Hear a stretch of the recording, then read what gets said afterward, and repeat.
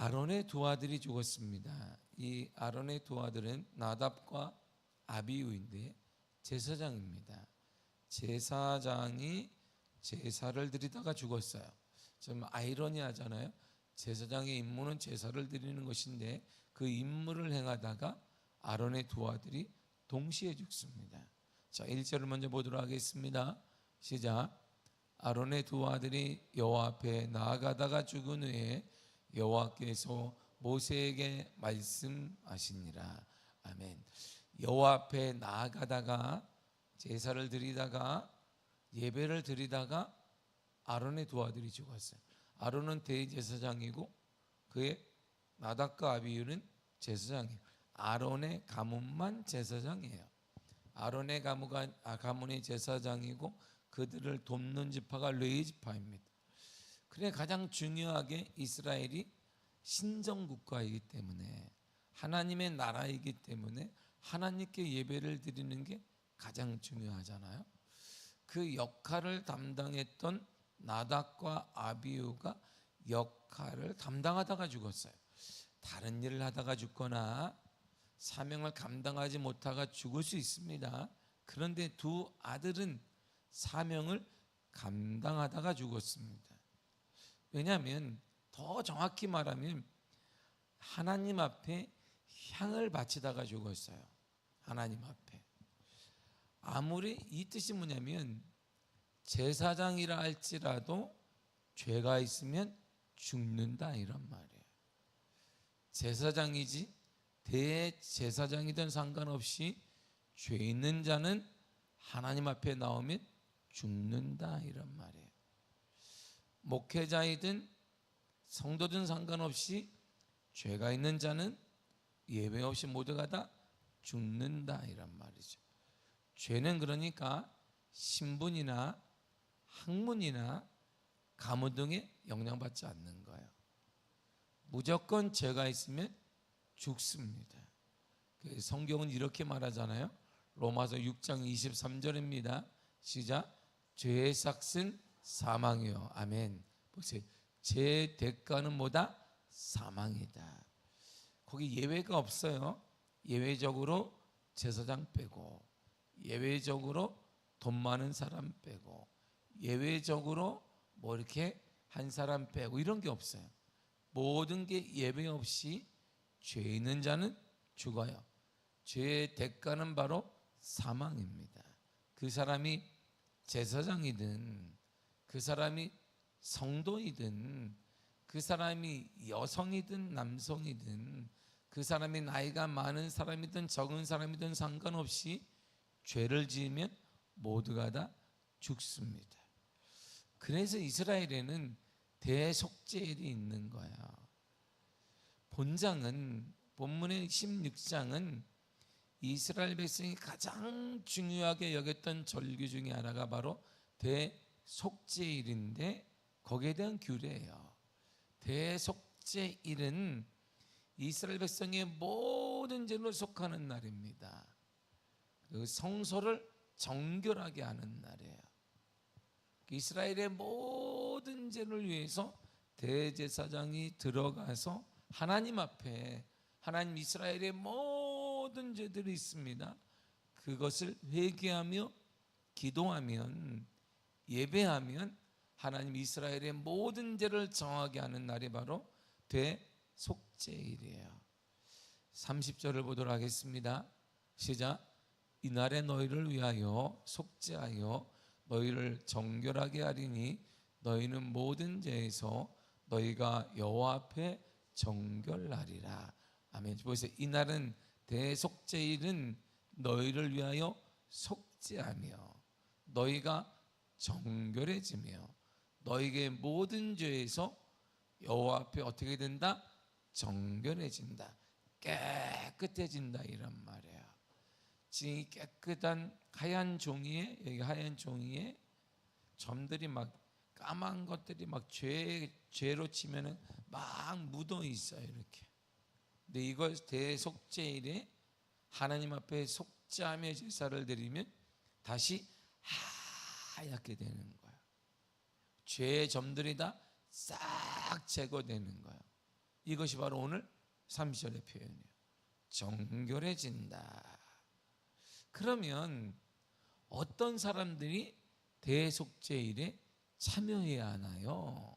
이렇게 묻게 되니까 대속죄일에는 이런 사람이 참여해야 돼 라고 29절이 말하는 거야.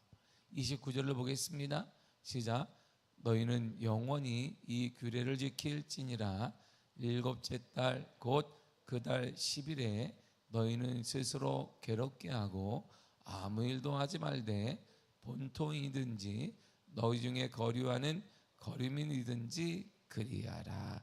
아멘. 그래서 본토인 이스라엘 사람, 거류민 외국인 이런 뜻이에요. 상업 때문에 왔든 비즈니스 때문에 왔든 친척을 방문하러 왔든 뭐 혼인 관계 때문에 외국인이 가족이 되든 상관없이 이스라엘 백성이든 아니면 속죄일 때 이스라엘 땅에 있는 외국인이든 상관없이 속죄의 은혜는 모든 사람에게 필요하다 이런 말이에요.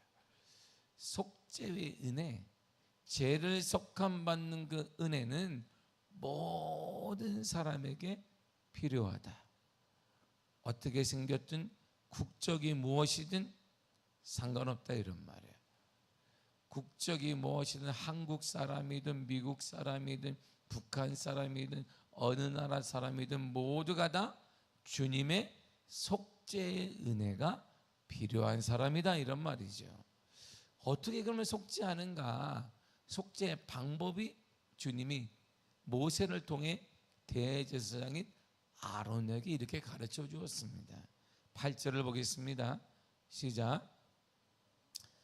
두 염소를 위하여 제비 뽑되 한 제비는 여호와를 위하고 한 제비는 아사셀을 위하여 할지며. 자, 두 순염소를 다 준비해. 이렇게 순염소여야 돼요. 숫염소, 염소 중에 흠이 없는 남자 새끼를 준비하는 거야. 두 마리를 준비했습니다. 한 마리는 제비를 뽑아요. 제비를 뽑혔네. 그러면 번제, 여호와를 위해서 번제를 드려. 각을 다 떠가지고 피를 받고 태워서 번제를 드립니다. 그리고 또 한 마리는 어떻게 할까요? 그러니까 한 마리는 아사셀을 위하여 하라. 그러니까 여기 아사셀이 그러면 여호와 같은 무슨 신인가? 신이 아니에요.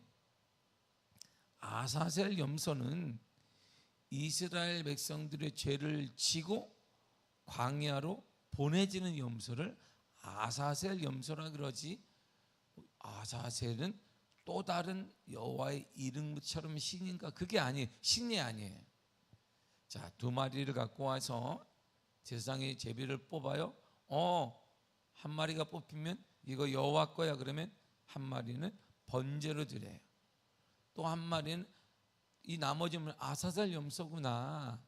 그럼 이 아사셀 염소는 광야로 보내는데, 자, 사람이 갈 수 있는 만큼 이스라엘 백성들이 이 광야를, 이스라엘 백성들은 예수님 당시에도 이 광야 그리고 사막을 어떻게 생각하냐면 아기 창고란 곳, 사막을 가지 않았어.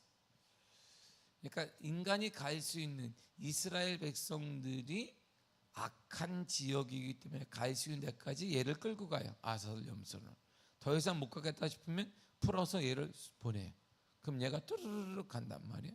거기서 죽을 거예요. 굶어 죽든 다른 날짐승에게 죽을 거예요. 이스라엘 백성들의 모든 죄를 지고 이 아이가 가는 거예요. 그래서 세례 요한이 예수님을 딱 보고 뭐라 그랬어요? 보라, 하나님의 어린 양이다. 그 어린 양은 뭐라? 아사셀 양을 말하는 거야. 아사셀. 광야로 죽어가는 양이다 이런 뜻이거든요. 아사셀을 낸 염소는 아사셀이라는 신에게 바쳐지는 염소가 아니고 죄를 운반하는 역할, 이스라엘의 죄를 광야에 있는 아사셀의 영토로 실어다 버리는 역할을 하는 염소를 말하는 거야.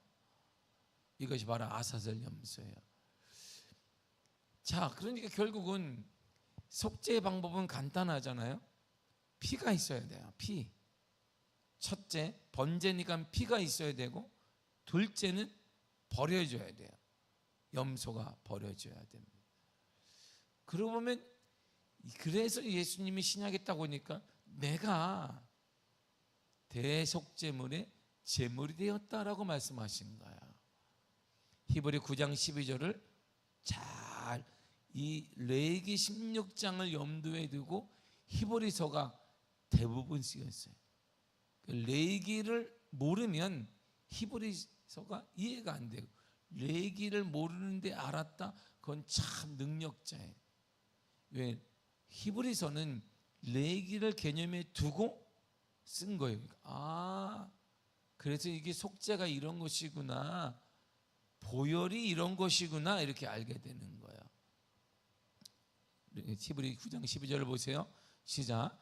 염소와 송아지의 피로 하지 아니하고 오직 자기의 피로 영원한 속죄를 이루사 단번에 성소에 들어가셨느니라. 아멘. 성소에 왜 들어가요? 번제 얘기하는 거예요. 번제. 한 마리는 제법 뭐 한다? 번제로 드리거든요. 하나님 앞에. 이 번제는 피를 받아요. 목을 따서 피를 받습니다. 다 받아요. 그리고 각을 떠서 속은 태웁니다. 그리고 이 피를 성소에 뿌리는, 제단에 뿌리는 거거든요. 바로 그 얘기를 하는 거예요. 그런데 이 성소에 피가 뿌려졌는데 그 피가 이제 염소의 피가 아니야, 이런 말이에요. 양의 피도 아니야. 누구의 피다? 오직 자기의 피다. 그랬어요. 누구의 피다? 오직 자기의 피다. 누구의 피다? 오직 예수 그리스도의 피다, 이런 말이에요.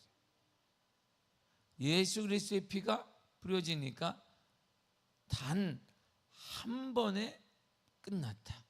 영원한 속죄를 이루었다. 2000년 전에 죽었던 예수의 피가 영원한 인류의 속죄를 이루어서 지금도 예수 그리스도를 믿는 모든 자마다 속죄의 은혜를 경험한다, 이런 말이에요. 속죄의 은혜를 경험한다는 것은 죽지 아니한다, 이런 말이에요. 죽었는데, 장례식장에 다 죽었는데 그 죽음 말고 영적으로 죽지 않는다, 이런 말이에요. 하나님과 우리가 육은 세간다 할지라도 하나님과의 관계는 영원히 지속된다, 이런 말이에요. 할렐루야. 이게 은혜인 거예요. 이게 은혜. 누굴 통한 은혜? 예수 그리스도의 피. 이 레위기를 전제로 해서 히브리 기자가 쓴 것이에요. 그래서 예수 그리스도의 피의 능력을 성경은 이렇게 말해요. 히브리 9장 13절과 4절입니다. 시작.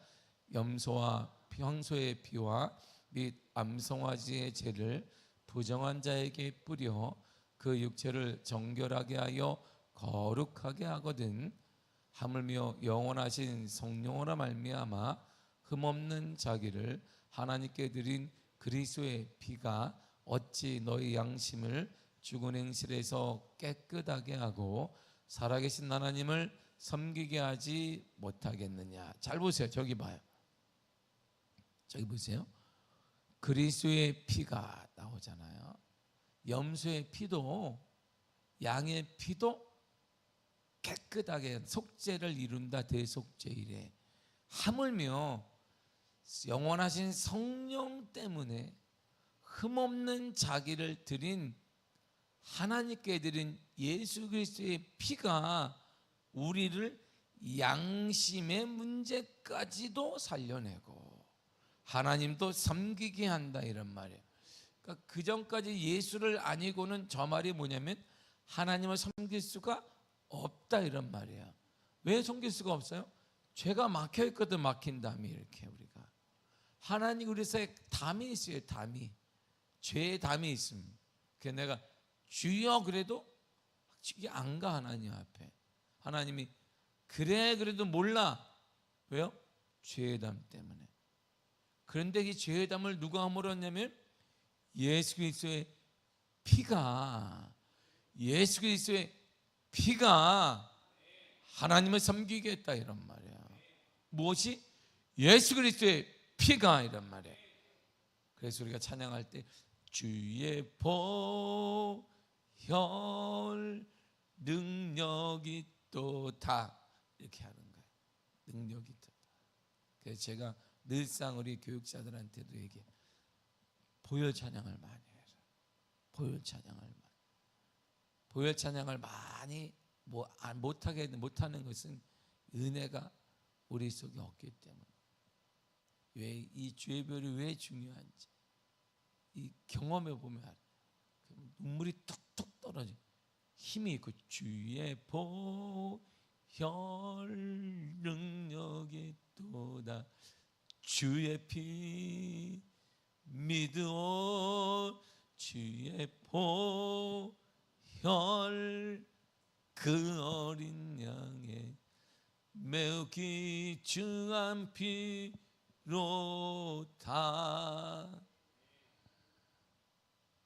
그러나 많은 교회에서 찬양이 흥에 겨워서 찬양하는데 몰라서 그래.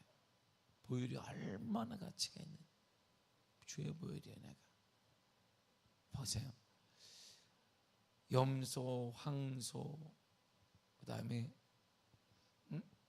암송아지의 피도 우리를 대속죄일에 보니까 깨끗하게 한다. 그런데 성령의 계시로 하나님께 드린 예수 그리스도의 피가 우리를 어찌 깨끗하지 못하게 하겠느냐. 하나님을 섬기게 만들고 양심의 죽은 양심으로부터도 깨어나게 한다, 이런 말이에요. 이런 그리스도인이 이 땅에 많아질 때 복음의 역사가 일어나는 거예요. 이런 그리스도인들을 주님이 찾고 있는 것입니다. 예수 그리스도의 피가 죽음에 이르게 하는 행동에서 깨끗하게 합니다. 예수 그리스도의 피가 하나님을 섬기는 데 부족함이 없게 하십니다. 결국 이스라엘의 모든 죄를 속하기 위해 광야로 보내진 아사셀 염소는 바로 예수 그리스도를 상징하는 거예요. 광야로 해서 세례 요한이 보라 하나님의 어린 양이로다. 이 말은 아사셀 양을 말하는 거예요. 우리의 모든 짐을 지고 버려졌어요. 근데 세례 요한의 말처럼 정확히 예수님은 우리의 모든 죄를 지고 버려졌어요. 사랑한다고 고백했던 제 아들은 싹 도망가 버렸어요. 오병이어를 통해 그 많은 기적을 경험했던 사람들은 예수님이 정작 십자가를 질 때 아무도 변론하지 않았습니다. 다 도망가 버렸어요. 철저히 버려졌어요. 그러나 그분은 그렇게 돼야 됐어요. 그렇게 돼야만 우리를 구원할 수 있었기 때문에.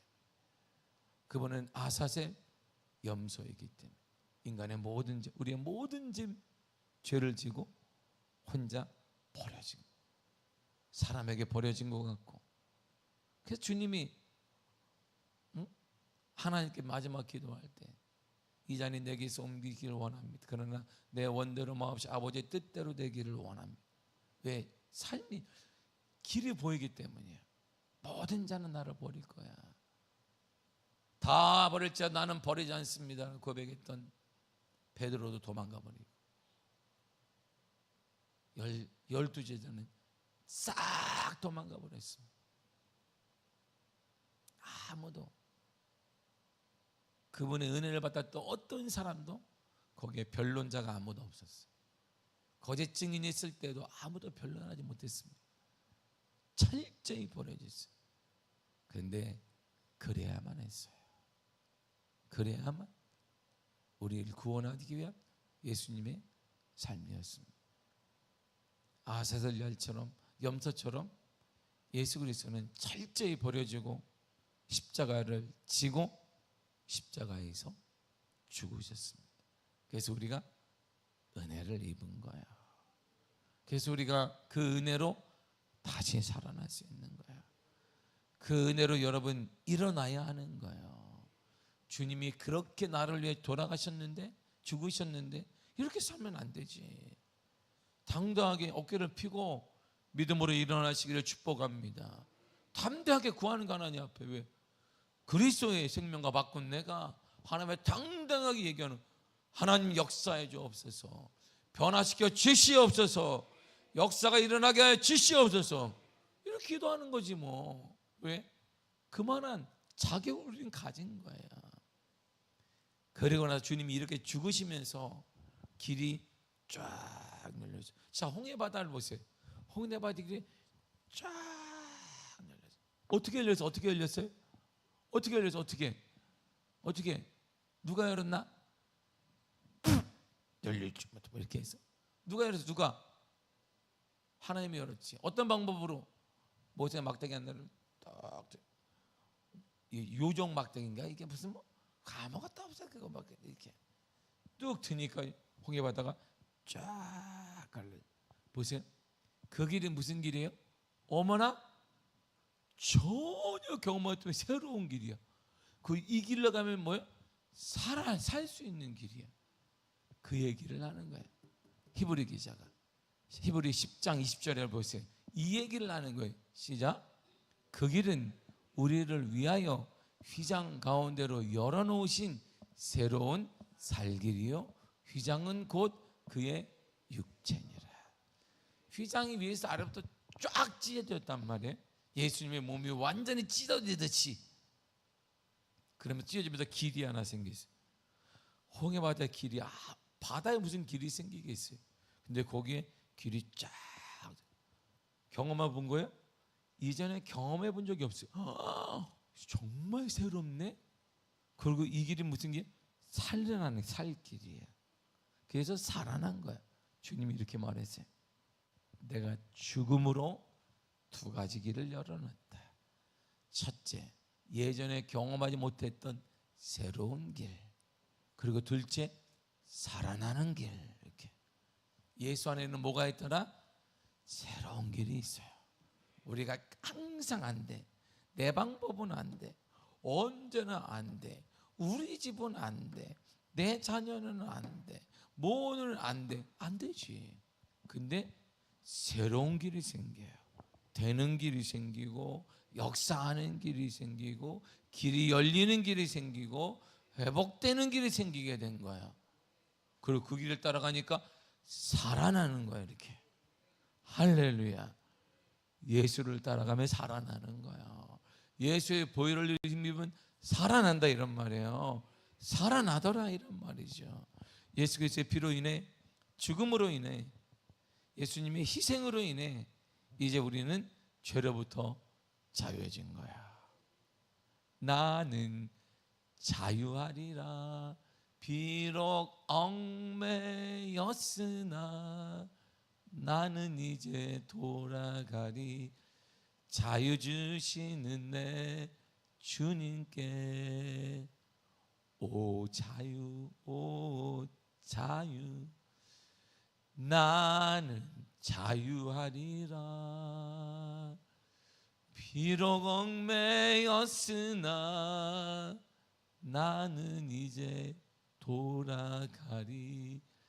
자유 주시는 내 주님께. 자유가 온 거야.